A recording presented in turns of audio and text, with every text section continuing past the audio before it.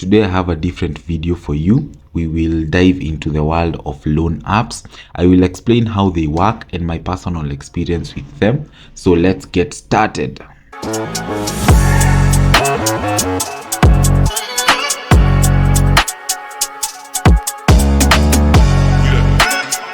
Basically, loan apps are these apps that give quick and convenient loans to users, and they are usually very convenient since you can use them at the comfort of your home, and they do not have a complex approval process. It's just you give a few details about yourself, for example, your name, your ID, and emergency contacts, and you'll get your loan at the comfort of your home. But there is always a trap, and that's what I'll explain using my personal experience. A while back, I was in need for some cash for an unexpected emergency, and I decided to try out these loan apps. And I was amazed by how quick the process was. At first, I downloaded, then I went ahead and gave my details and applied for a loan, but it got rejected. They told me to try out after 7 days. I landed onto another app called Loan. No, not Loan, Cash. After I installed the app, they asked for a few details about me: my name, my ID number, my emergency contacts, my email address.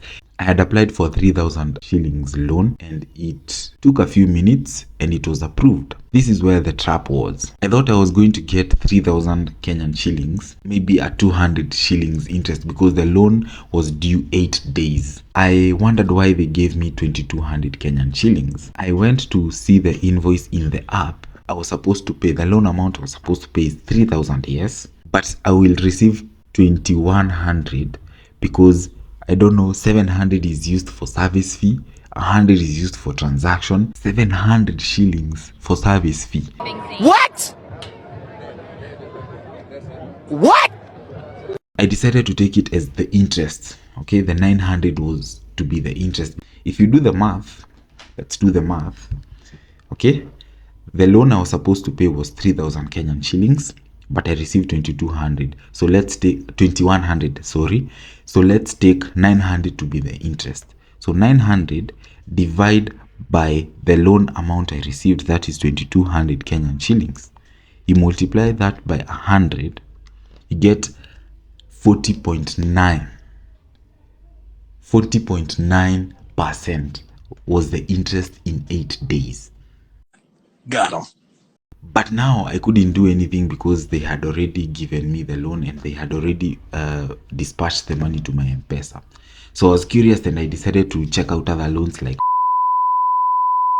just to check out if they are giving the same kind of interest.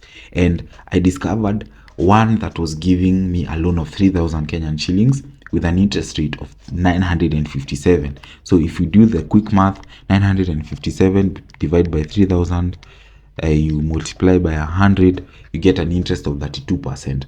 So most of these loan apps, they were ranging between 30 to 40%. This is now where they hook you.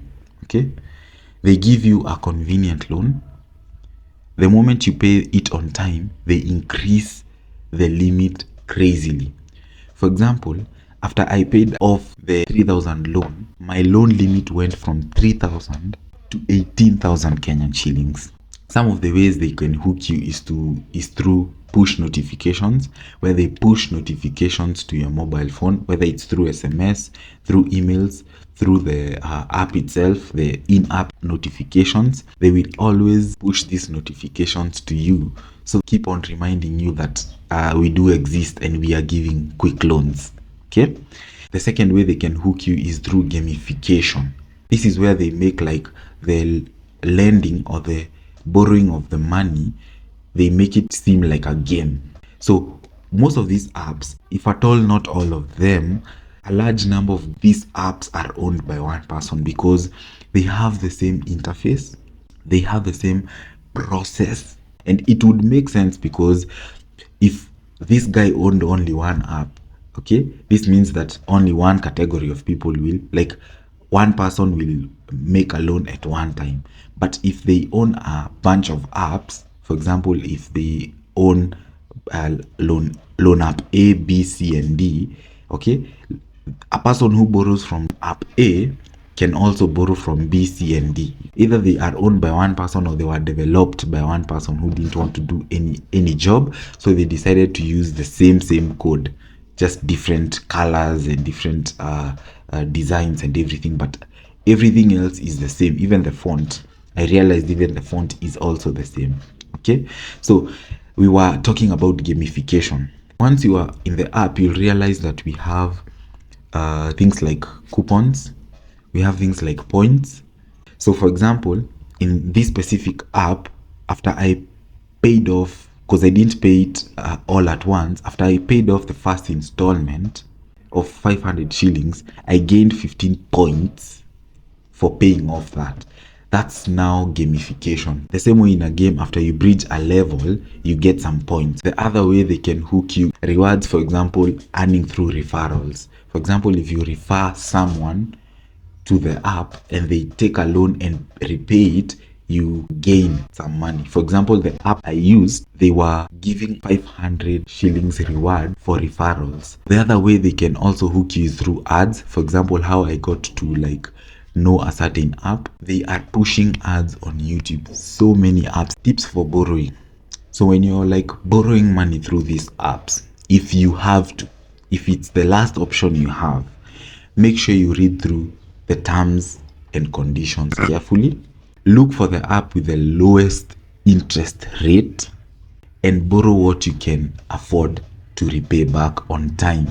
If you have an experience that you can share about the loan apps, be sure to comment and I will read them. If we get to like 4 experiences, I can read them on a video so that we can stay informed. And also subscribe, like and share, and watch the video for as long as you can, because apparently it helps with the YouTube algorithm. And that's it for today.